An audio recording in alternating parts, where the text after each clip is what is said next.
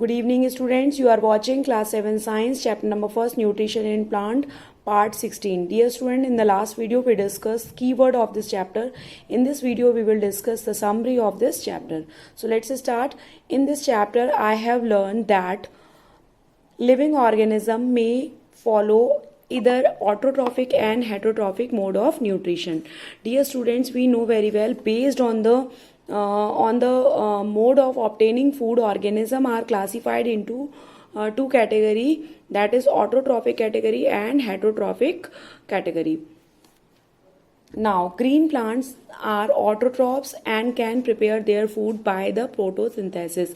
Dear student, autotrophs can prepare their own food by using inorganic raw materials. That process is called what? Photosynthesis.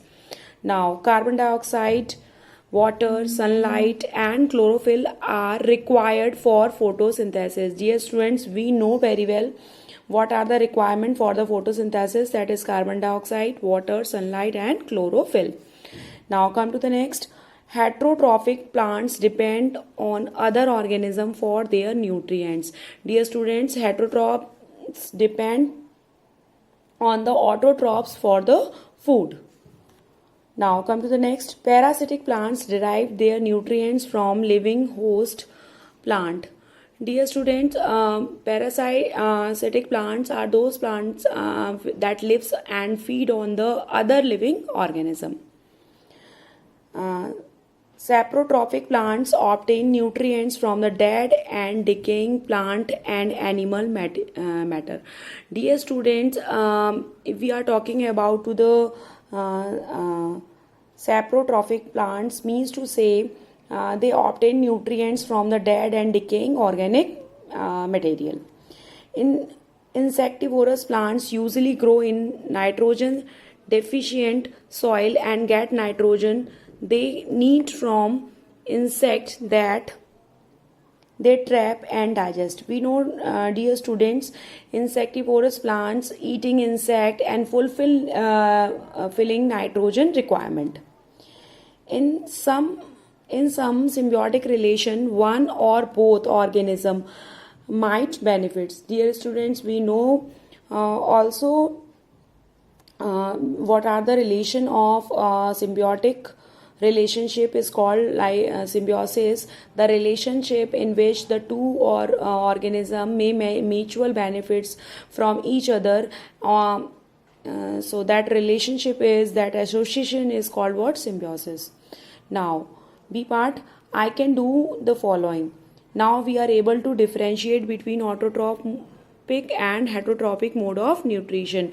We know very well autotrophs can make their food own food by the process of photosynthesis. Heterotrophs depends on the autotroph for their food.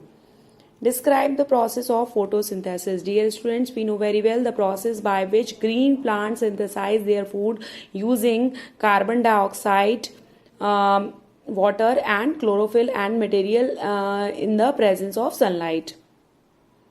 Now demonstrate the importance of carbon dioxide, chlorophyll, sunlight and water in the photosynthesis using simple experiments. By using simple experiment, now we can also demonstrate that the importance of carbon dioxide, chlorophyll and sunlight and water in the process of photosynthesis. Describe how parasitic, saprotrophic and insectivorous plant eat their nutrition. We know very well now, dear students, parasitic plants living in or on another living organism and derive fruit from the other. Saprotrophic plant, if we are talking saprotrophic, they obtain nutrients from the dead and decay organic matter. Insectivorous, eating insect and fulfill nitrogen requirement. Now describe example of symbiotic relation in the plants. Dear students, we can also write the example of Rhizobium plus leguminous plant. They show the symbiotic relationship. Explain how the soil nutrients can be replenished. Dear students, symbiotic relationship between the Rhizobium and leguminous help in replenishing the soil of its lost nitrogen. Hope you understood this chapter. and also the summary of this chapter. Dear students, now you can your homework is you have to read this summary carefully and understood it. Thank you, student. Stay home, be safe.